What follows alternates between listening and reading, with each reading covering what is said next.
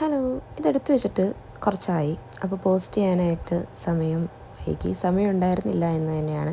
അപ്പോൾ ആദ്യത്തെ ഇൻട്രോയിൽ കുറേ വെള്ളി വീണതുകൊണ്ട് ഞാൻ അധികം ദീർഘിപ്പിക്കുന്നില്ല, പെട്ടെന്ന് പറയാം. ഡിസംബർ 5-ാം തീയതി ഇവിടുത്തെ പള്ളിയിൽ ക്രിസ്മസ് സെലിബ്രേഷൻ ആയിരുന്നു. അന്ന് എനിക്ക് ഓഫ് ഡേ ആയിരുന്നു, ഫ്രൈഡേ.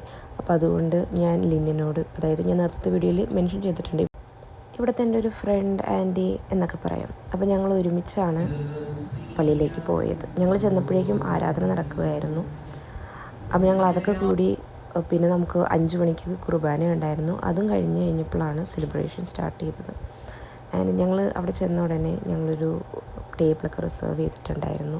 ഞങ്ങൾ കൊണ്ടുപോയ ഫുഡൊക്കെ ഞങ്ങൾ ആദ്യമേ എടുത്തു വെച്ചു. അതങ്ങനെയായിരുന്നു, നമ്മൾ വീട്ടിൽ നിന്ന് തന്നെ ഫുഡ് കൊണ്ടുവരും, എന്നിട്ട് നമ്മൾ അവിടെ നിന്ന് എല്ലാവരുമായിട്ട് ഷെയർ ചെയ്യുന്നത്.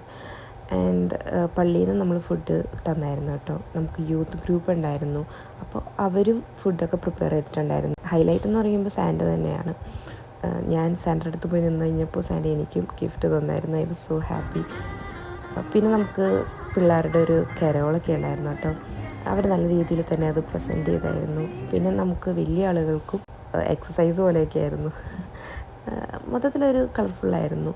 And everyone was happy.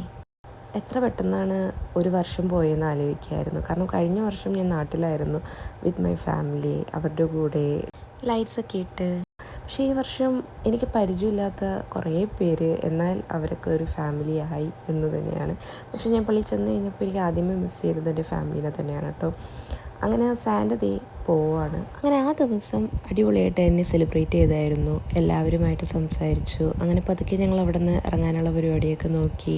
എല്ലാവരോടും ഗുഡ് ബൈ പറഞ്ഞു. ഞങ്ങളങ്ങനെ തിരിച്ച് വീട്ടിലേക്ക് പോകുന്നു. അപ്പോൾ അത്രയേ ഉള്ളൂ. ബൈ.